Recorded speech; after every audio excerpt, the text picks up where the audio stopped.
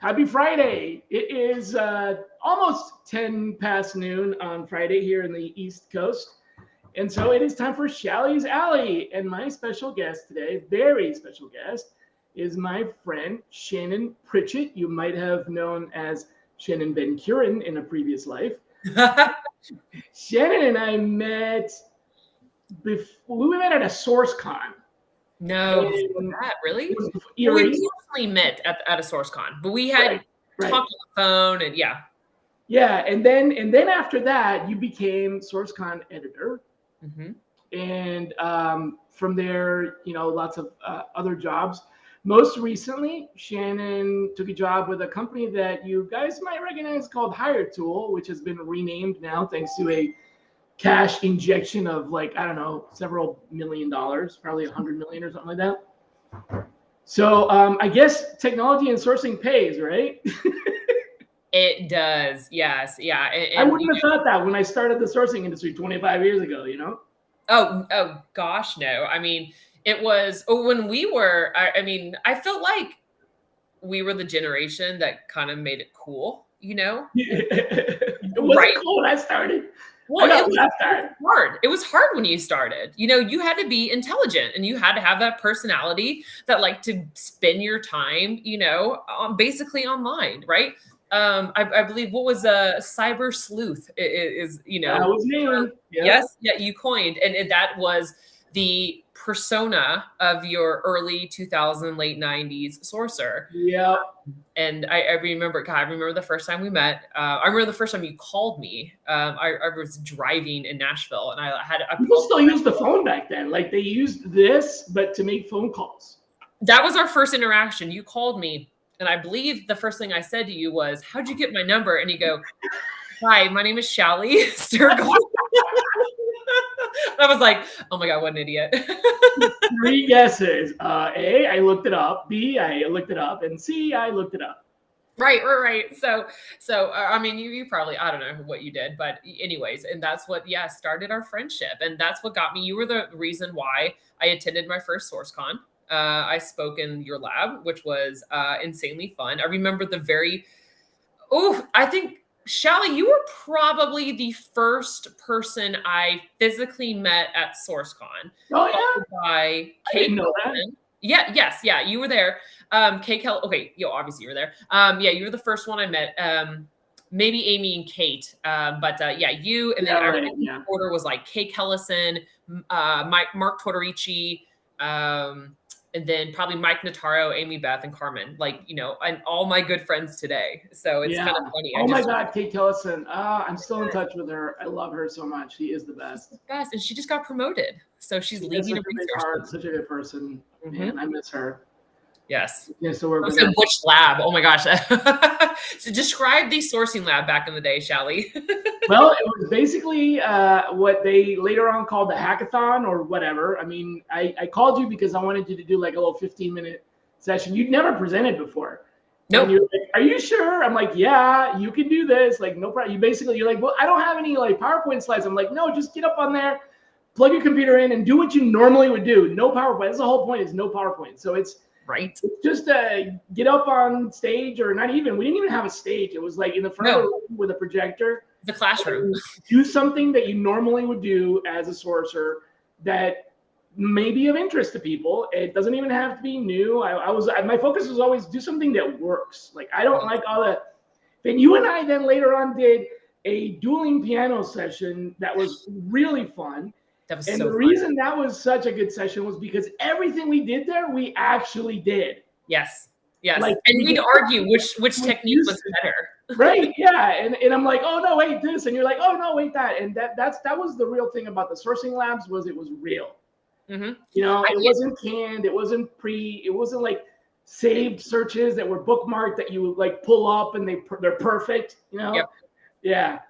I remember, I can't count how many presentations though where we did something like that, where like the conference organizer would approach me and they'd be like, "Hey, Shally wants to come on stage when you speak," and I'm like, "Yeah, yep, yeah."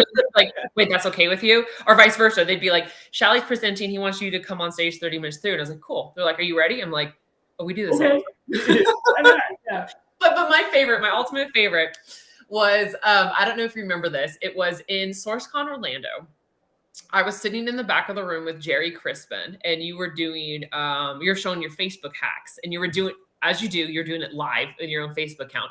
And back then, when you use Facebook Messenger, it would pop up in the middle of the screen. Yep. I was like, let's try to throw Shally off. So I sent you a message, you rolled your eyes, you deleted it and everything. And then Jerry goes, I want to try this. You know, Jerry, bless his heart, you know, he was just like, this is probably the first time he ever used Messenger.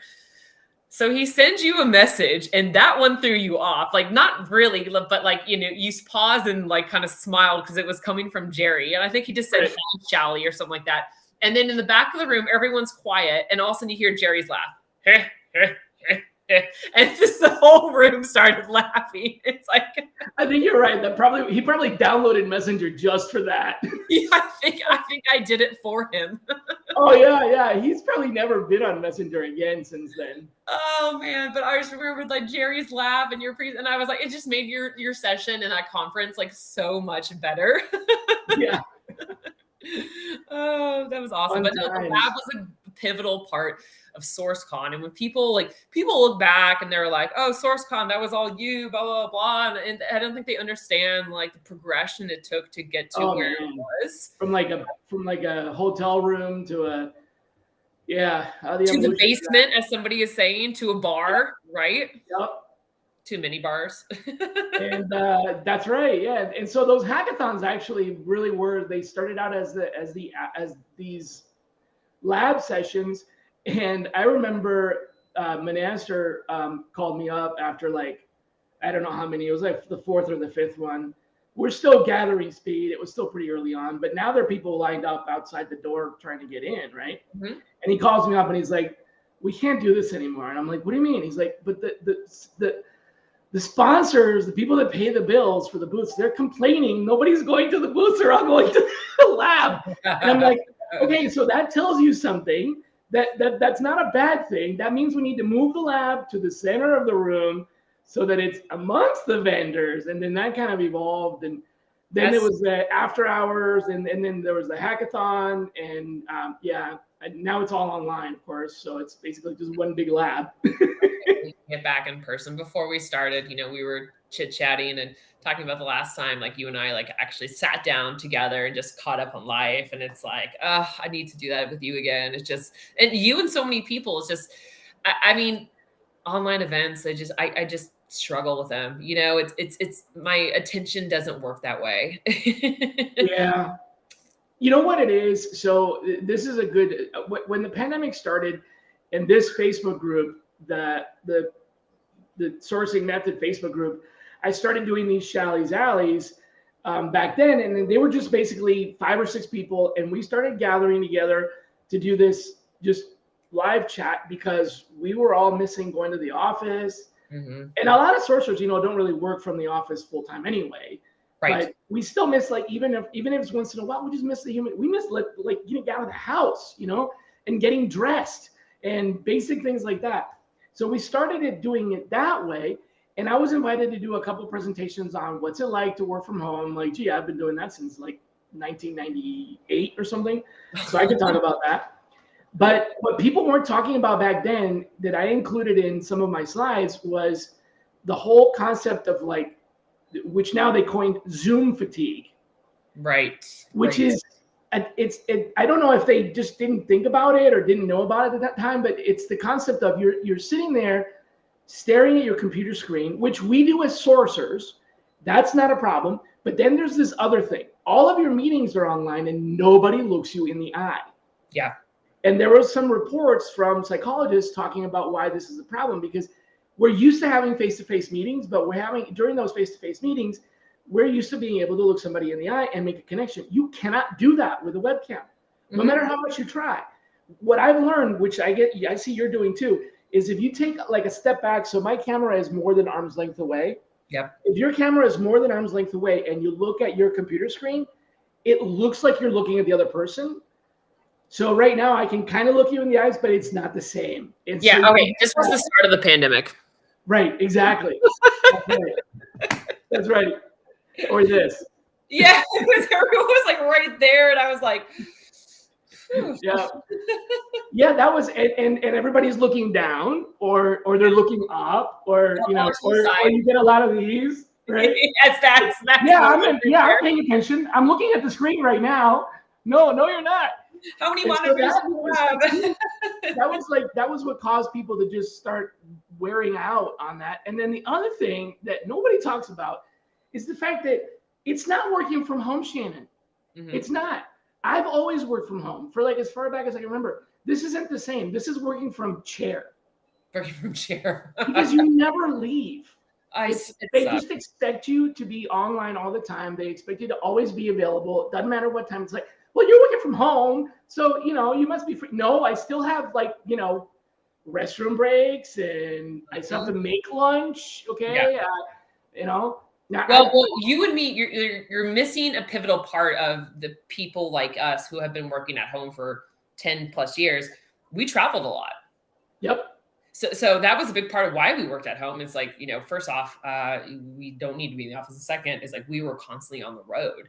Yeah. And so, that was a shift that I had to adjust to as well. And because, it's like when you say working from a chair, right? That's exactly it. It was, it didn't matter what chair. Was it a hotel chair? Was it, are you in this office? Are you doing this training here? This training there?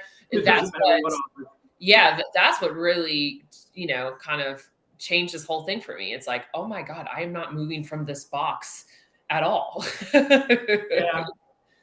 Yeah. So I made my office in the garage. This is actually, believe it or not, is a garage. Oh, your garage. Wow. Yeah. So on the other side of this wall is my car. Yeah.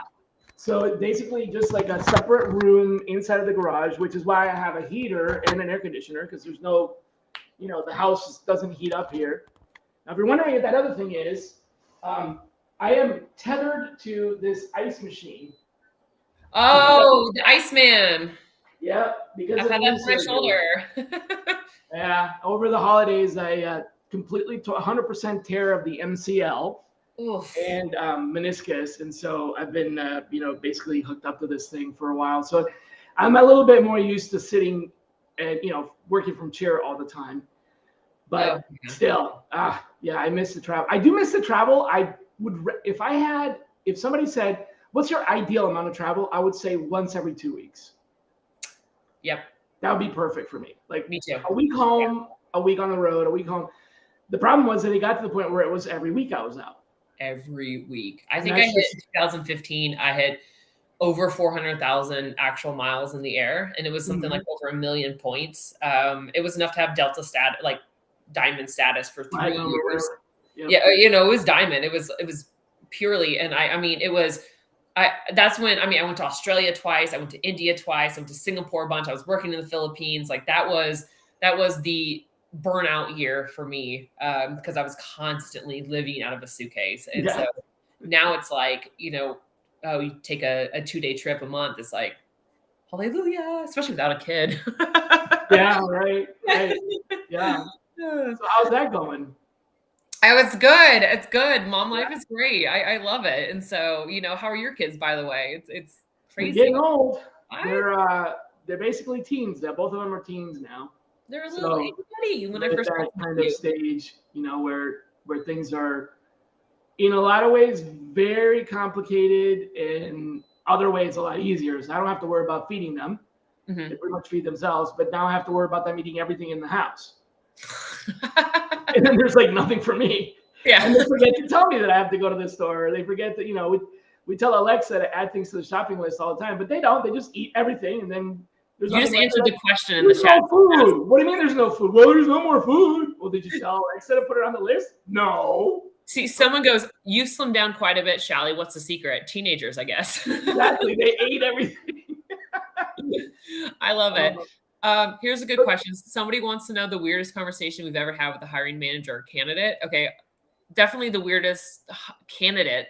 There's always been the weirdos that you're like phone screening and okay, back in the day when you used to call people. Okay, so think about recruiting many decades ago, right? Okay, so when I first started, a lot of women still were not in the workforce. And a lot of people still didn't carry cell phones. And so the phone numbers you would find online were always landline numbers. Right. So when you're a young girl and you're calling in to their landline and the wife answers the phone, you know, it was always like, I promise I'm a recruiter.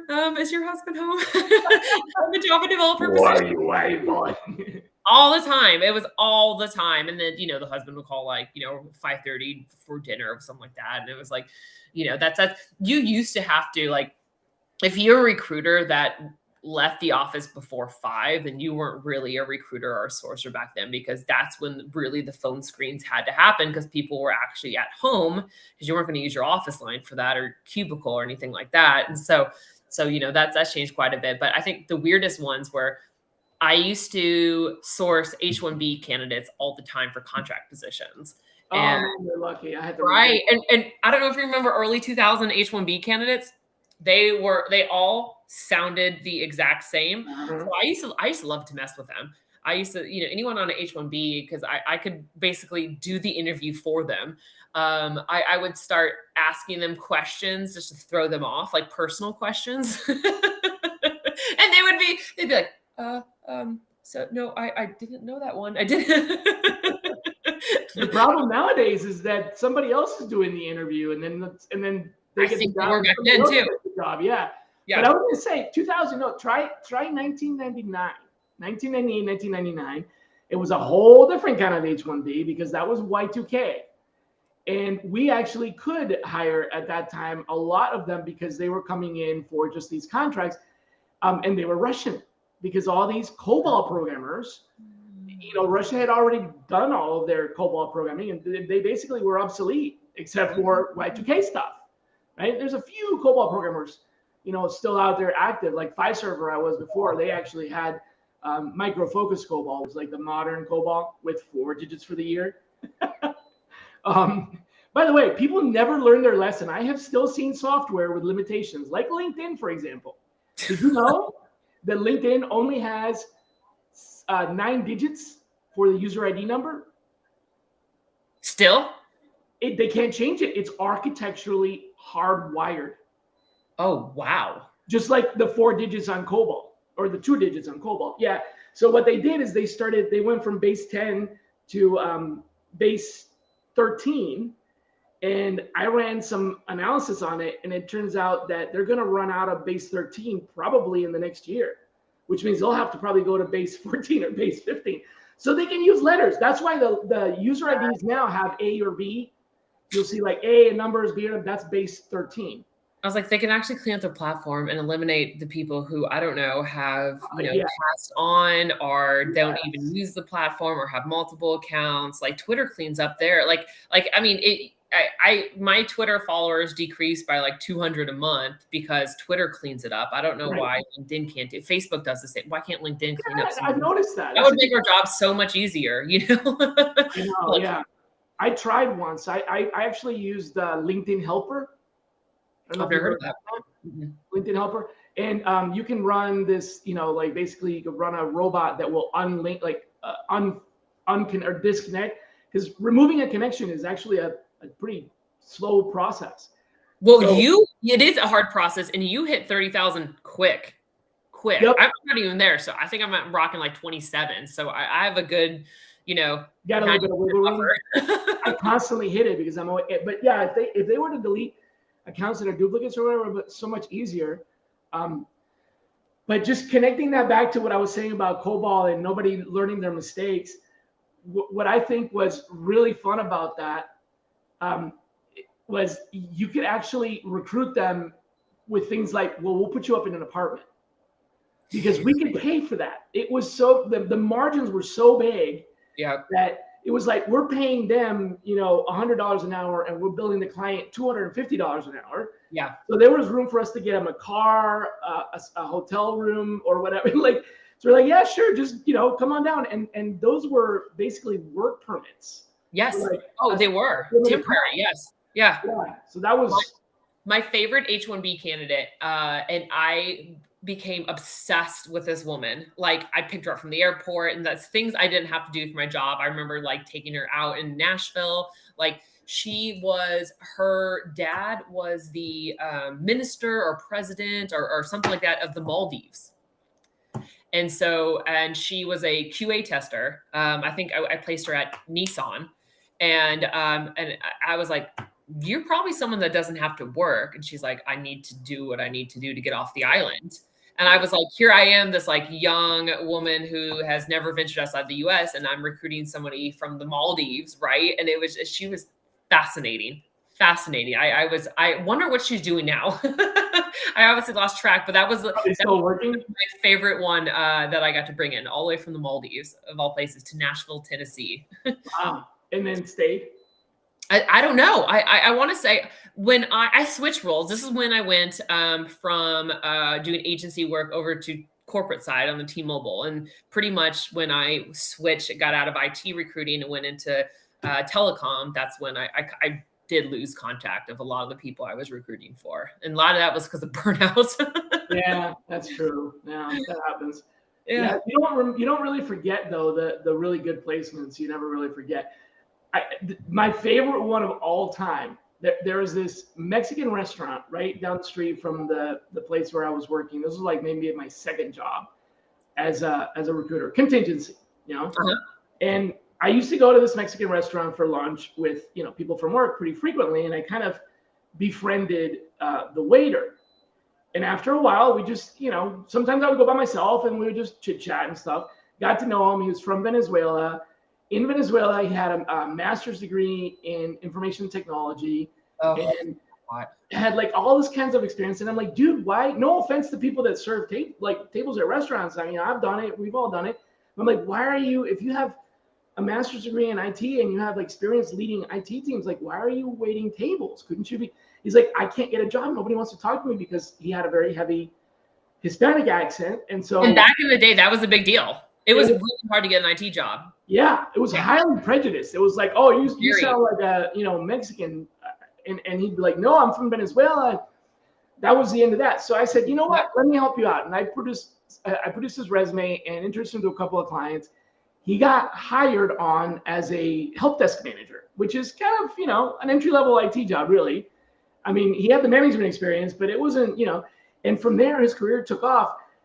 And we still stay in touch from time to time these days. It's been 25 years, but I can't remember the day he got the job. He invited me to his house, and he's like, my family wants to throw you a dinner party because we're so grateful. Because he went from $20 an hour, waiting tables to like a significant salary job with benefits and everything. He was even a naturalized citizen. So this wasn't even a visa issue. It was just a prejudice issue. It was, yeah. That happens so often. I don't think I remember the biggest wake up call that I received early in the career.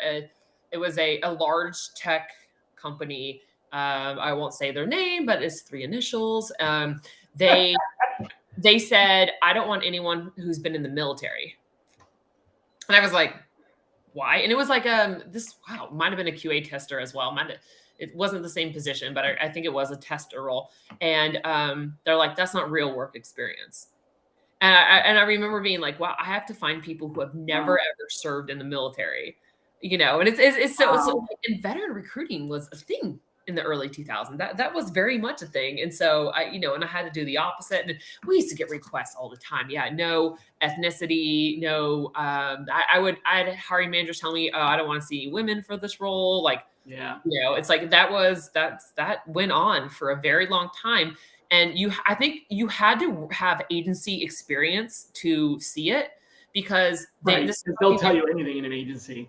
Exactly. They think you're allowed to do it. I actually had that happen in Atlanta. You know Atlanta, right? You've been here a few times. Yes, I miss it. So there's a part of town close to the airport. It's like between the airport and the city. It's in the south of Atlanta, called College Park. Uh-huh. And there was a hiring manager client when I was in the staffing firm who we were sending candidates to, and they were rejecting them. They were like, no. So I got on a call with them, like, so we've sent you people that meet all your requirements, here's to the T. Why are you not accepting any of these resumes? Just want to understand where we're missing the mark. And the hiring manager said, well, so the thing is, we just don't want any candidates from College Park. Jesus. And I was like, huh?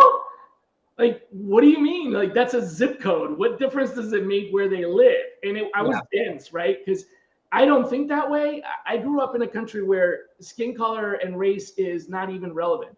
Right. Which I don't think a lot of people realize that you're not from the US. No, where I grew up, it's everything. Just the difference between classes was classes because of the money you had nothing to do with your skin tone. So when he's telling me College Park, I'm thinking zip code. I had no idea that what they meant was black.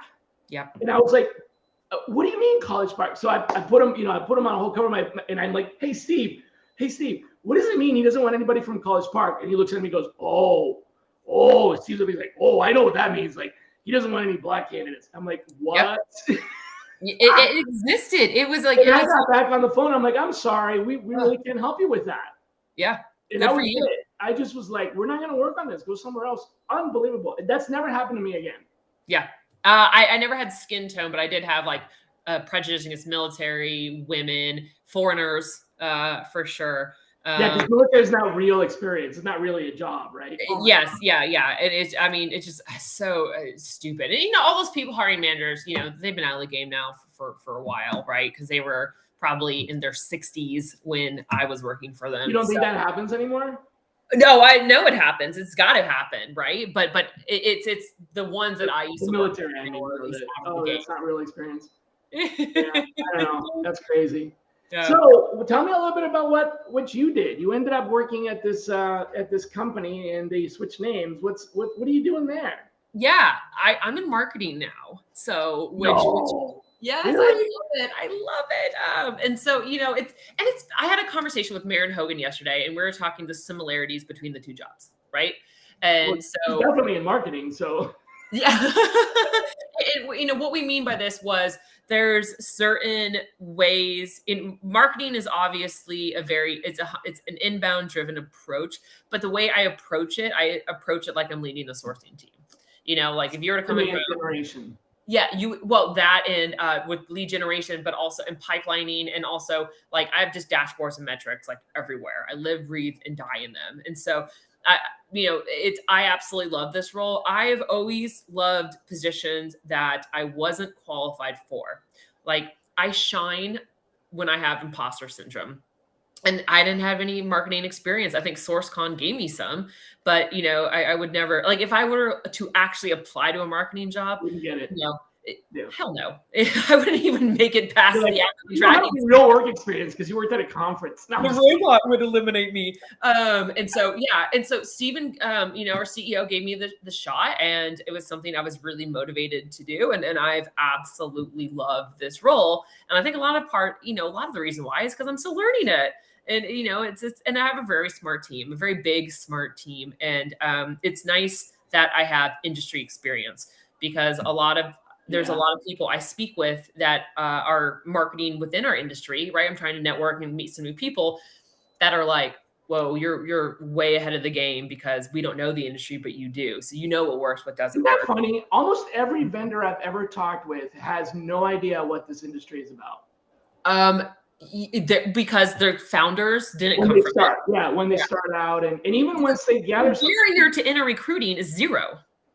Right, but the founders don't know anything, and so that's sometimes just to me mind-boggling that they're like, well, why wouldn't this work? Well, you don't understand. This is never going to work because recruiters don't think that way. No, recruiting is sales, and I know sales. No, you don't.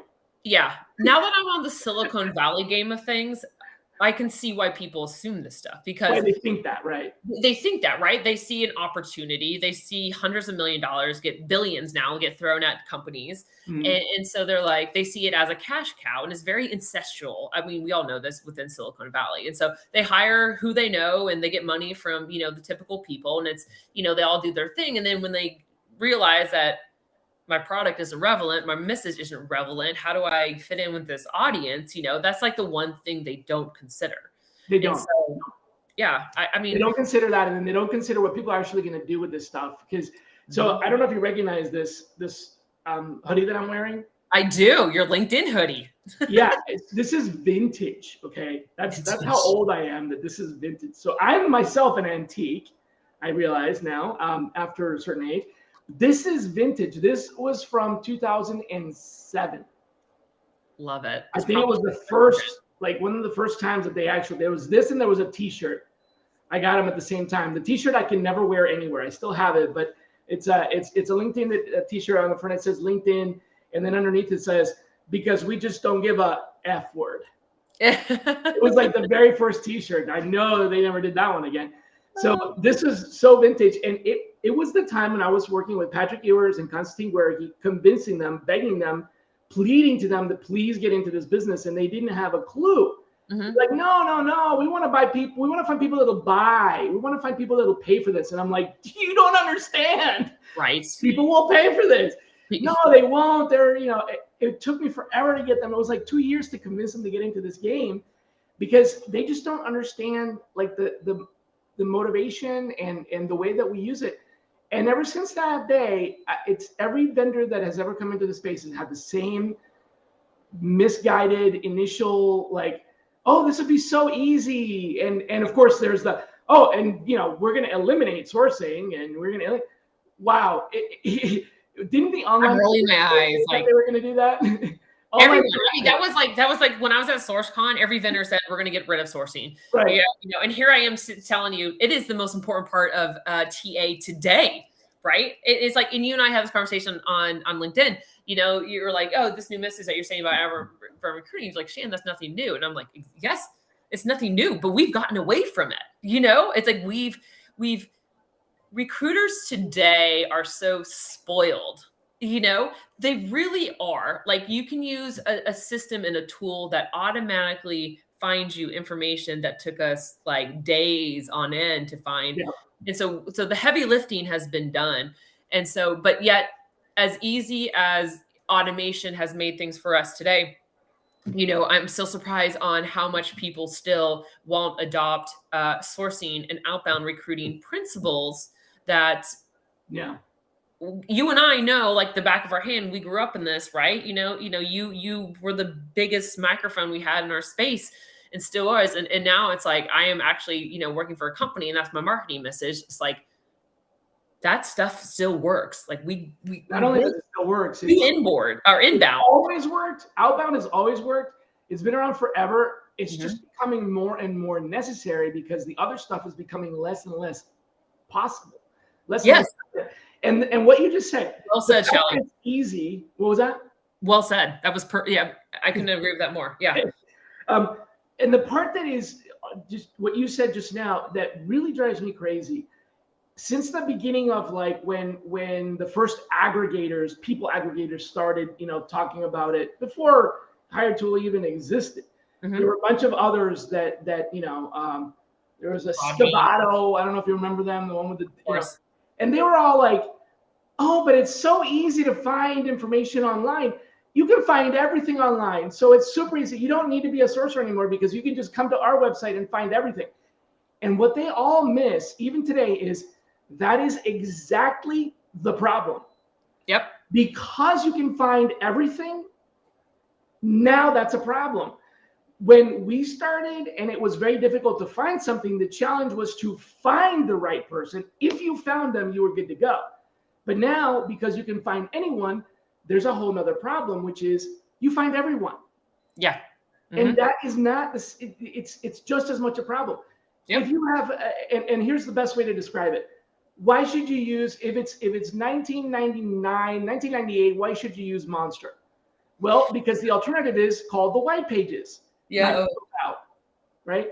So now the white pages is LinkedIn. You can find everybody. But that doesn't mean that just because you have the giant white pages of the United States, you're actually going to be able to talk to the right person because you don't even know who the right person is, where they are. Just because you know that you can find anybody, good luck, right? Yes. It's no longer finding. And that doesn't mean sourcing is easy. No, finding people is easy. Easy. Yep. But finding the right people is not easy. And then getting the right people to actually respond is not easy.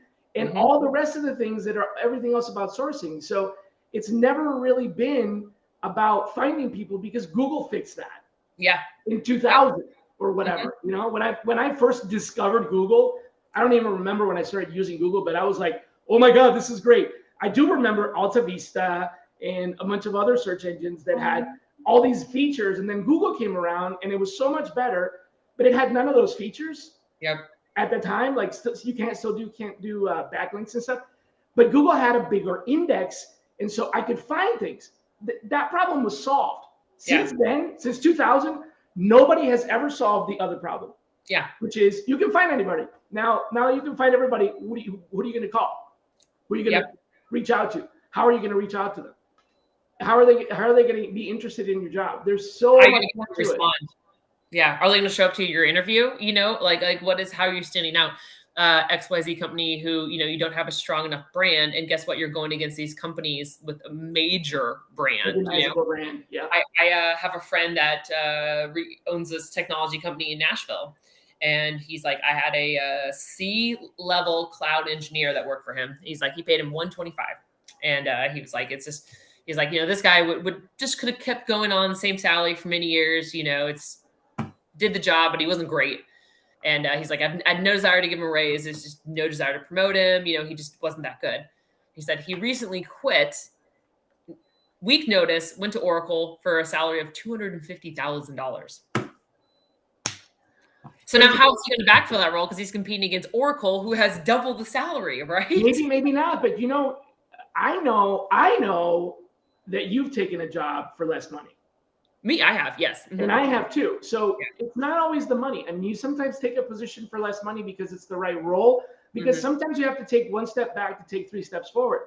It's not always about the money. The younger generation understands that nowadays, Shally. I really, really, really don't. Maybe there's some, and we'll get fired up in the comments if you think what we're saying is different. But I just look at the workforce nowadays, the millennial workforce, and I'm borderline, I guess you can say millennial, right? I'm approaching 40, so I don't know what I fall in, but I just see the work ethic has completely changed, and I'm lucky to have a very hardworking team, but the work ethic has changed for that workforce, and I feel like there's a greater sense of entitlement with a lot of people, and I'm basing this judgment on people I've been interviewing for various typical roles. That feel like they deserve this. And it reminds me, remember, Shally, when this is the same problem we had probably 15 years ago with master's degrees, right? Everyone who had a master's degree assumed that they had to start in management with no management experience and make at least $100K. But you know what, though? This is not a new problem. Every older generation always thinks that the younger generation is entitled, and this is no different. It just sucks when you realize that you're now the old person poking down at the younger generation.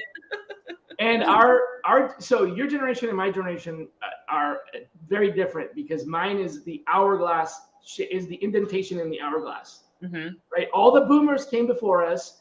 Then there's my generation, which is the narrowest of all. And then there's your generation, it widens from there. So the people that are in the workforce that are my generation is the smallest population possible. And as a result, a lot of us get thrown into management despite ourselves. We don't want to do it.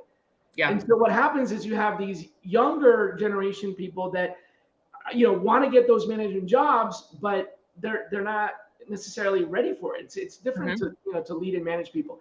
But you know what, though? It's always going to be the same. They're going to have the same problem when they get to that, unless the hourglass shape changes again, which I don't know what this pandemic is going to do. It's crazy to think about it, because I don't really know what's happening today with birth rates, like right now. It was 18 months ago? When was it that we all got shut down and imprisoned? Oh, that was 2 years ago. 2 years ago? Was it? Yeah, it was my son's birthday. Yeah. When he was born, March 13th, 2020. Are we going to have like a boom, or are we going to have, I don't know, right? So 20 years from now, we'll be answering that question. And what's, to me, just mind-blowing is that nothing has changed. It's the same thing. It continues to be the same thing, the same problems, the same, people are still struggling to attract talent. It's none of that has changed. No, you're right. So I think it's been magnified. Right. Yeah. And John Harris is speaking my language here. It's hard to find good recruiters that know how to recruit. And here's why I think that is. My generation, your barrier of entry to this industry was a staffing firm. the tech systems of the world, the Robert Halfs, the Adecos, right? It was mission only. They would hire any pulse, anything, and that's how I got in, right? And so I feel like anyone my age or within 5 years of me started at a staffing firm, right? And it was this cutthroat environment with it was kind of a sink or swim mentality. Training was, and so, we all kind of grew up basically learning how to swim on our own in this industry and really having to cut our teeth before anything. And, not everyone, was able to take, Shally's course and, do Sourcing Institute and stuff like that. But if you didn't do that, then you did a great job of bringing people into this industry with no experience and putting them through scholarships through your training program. But for those of us who didn't have that opportunity, we cut our teeth again on staffing industries. Now the demand is so high that I feel like I've noticed a shift in the last 10 years where a lot of people don't start. They're coming up from HR or they're coming up from other places, straight up entry level. Yeah. Very little experience. And I think that has, I'm not saying that you have to be employed with a staffing firm to actually be a good recruiter, but I think there was certain. No, that was then. This is now. I think It's a whole different skill set. But you know what, though? That the one thing that hasn't changed is it's still the same. It's still the same ethos, right? Yes. If you don't fit into that, if you're not someone who can handle rejection by understanding it's not you. When a candidate says no, they're not saying, no, Shannon, I don't like you. You're a bad person. They're saying, no, I'm not interested in this opportunity. If you can't handle that, whether it's via email, via social media, or whatever, if you can't handle rejection, logically by thinking it through, and if you can't handle the pressure, because the one thing that's abundant in this industry is pressure, which can turn into stress. If you have pressure that's not resolved, it becomes stressful and it eats away and it can damage you.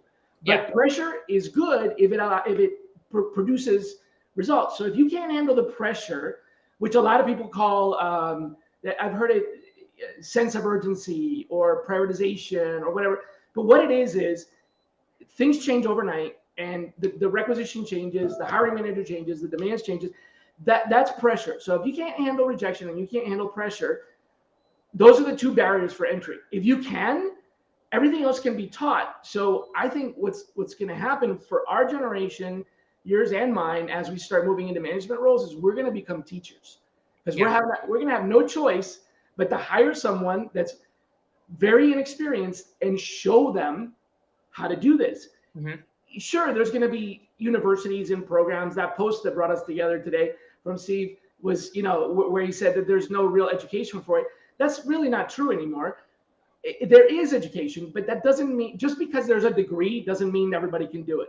Just because a university has a computer science degree doesn't make everybody a programmer. Well said. Yeah. So you still, as a manager, you used to have the luxury, and I say this very clearly, you had the luxury of being able to depend on these staffing firms having taken a chance on green talent, whether you learned it by just sheer luck, or whether you learned it because your agency was good at training, like Robert Half and Aerotech, where they had straight up training programs. Mm-hmm. It doesn't matter. We have the luxury of selecting people that were already pre-selected and packed. Now we don't have that anymore. Mm-hmm. And it's not just in our industry. There's lots of other industries where they don't have the luxury of recruiting the people that are already trained. We're going to have to learn how to do this. So managing now is a lot more about developing your talent than it is about hiring the right people. I think that's a big shift in the responsibilities of a leader. Now I'm 2 steps removed. I've got, there's leaders who lead other leaders, and then there's managers that just manage the day-to-day. But I think both of those are going to need to get better at nurturing that talent. Otherwise, they're going to go somewhere else. And we can't choose from, there's no farm, right? Like with baseball, right? With baseball, you have the farm leagues. Well, there's no farm league in recruiting anymore. They used to be. Yes, correct. That's well said. And that's, when you start to get to the point where you can become the teacher and you can, mold people to advance to certain levels within their career. And it doesn't advancement doesn't mean a promotion always. There's certain things like, for example, learning, developing a new skill, becoming better at something, reaching new KPIs, all that stuff. That's, in my opinion, how you retain people. And I think, to me, that is more valuable than the actual money itself. It can be for the right person. Yeah, absolutely. Yeah. Like you said, there's some people that are just entitled and they want to get the money, but if they're willing to learn, they can do it. And sometimes you have to take a step back, take a step forward. I'm hiring, by the way. I'm hiring some sorcerers, so call me. But I had a call with a candidate today that I normally would have rejected, but I didn't because I'm trying to keep an open mind. But basically, they called me up. Like, before I apply, I want to know what the hourly rate is. And I'm like, okay. Normally, I'd be like, look, apply for the job and then we can talk. Like, just come on, do the same thing everybody else does.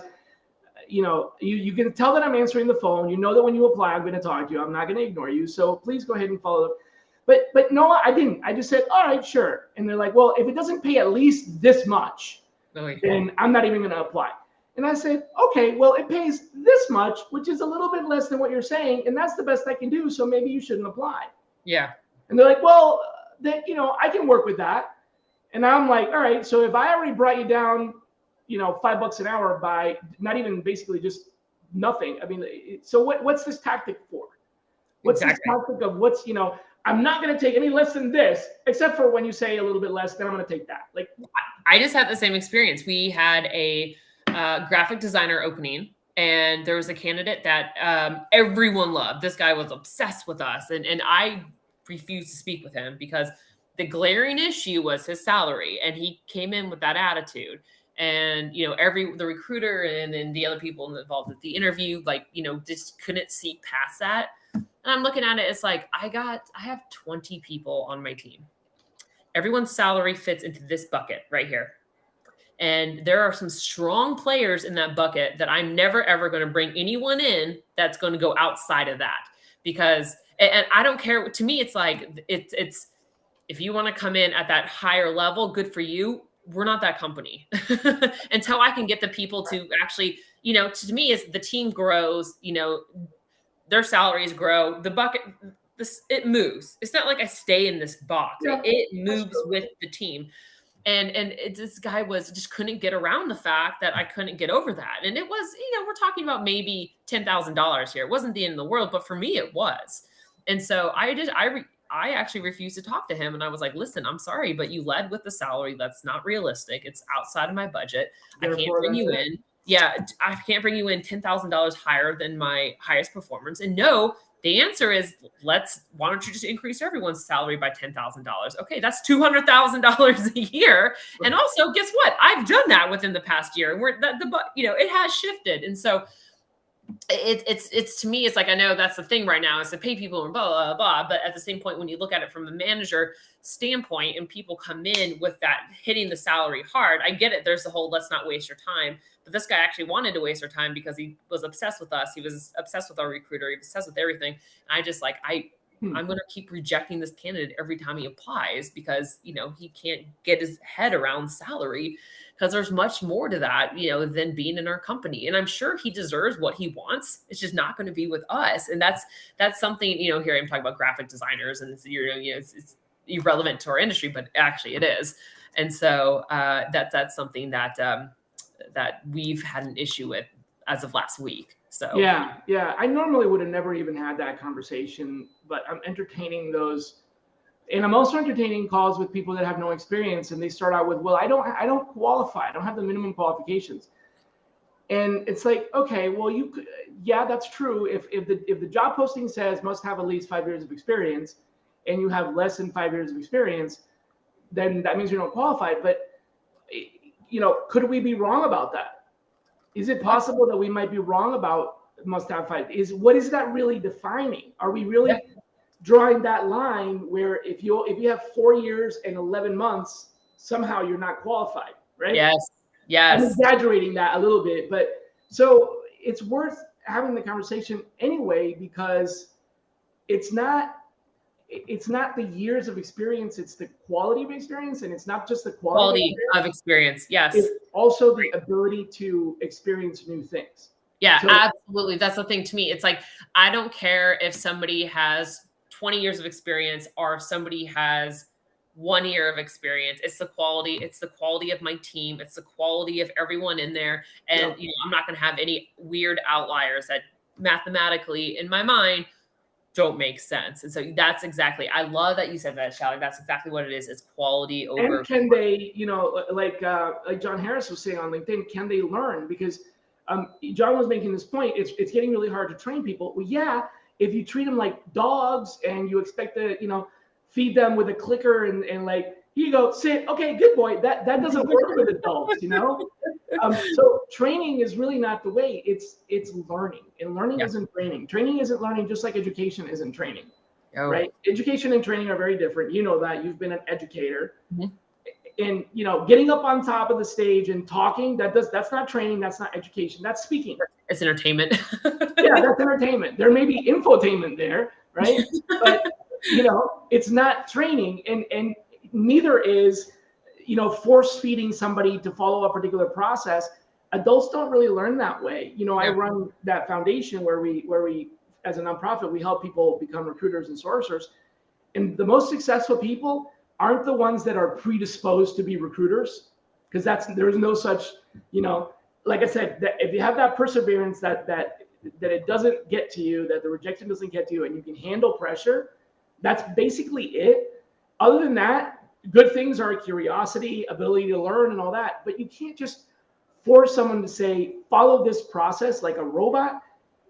They have to be able to learn, and the ability to learn, or the interest or the aptitude or the willingness to learn is different than a training program. Yeah. All the training programs in the world, and I'm saying this from direct experience, we have a training, I'll give you the best example I can come up with. I had a student that came in, blind student from one of the blind organizations that we support. And they came in, they did really good through the entire program, completed everything in record time, did the capstone assignment. We're given some, live recs with a client as part of their training program. Everything went great. And now they've graduated, and it was time for us to help them find a job. So that's the other part of, if you complete this, we will introduce you to people. And no, thanks. What? Yeah, no, thanks. They went through all of this because they are career learners. They just like to learn stuff. They had no intention of getting the job. Wow. So the training, they're absolutely nothing. Yeah. They're professional academics. And so you can train someone, that doesn't mean they're going to do the job. You're right. Yeah. Huh. Shally, it's been real, but I actually have to bounce to another meeting. Are we over time? Probably over time. It's the top of the hour. I joined my fault. You have like an actual job to do. I know that. It's Friday. I want to finish early. Last minute. Yeah. Oh my God, no, the pleasure was mine. It's been a minute since we've caught up. We're long overdue for another late night of hookah and cocktails. You have to come visit me though, because I'm not going very far with this tether. Yeah. Yes, and I hope your knee gets better. But thank you again for having me on. It was so good to catch up with you. Thank you so much. Always been a fan, so I appreciate you. Bye. Bye, guys. Bye, everybody. Have a great weekend.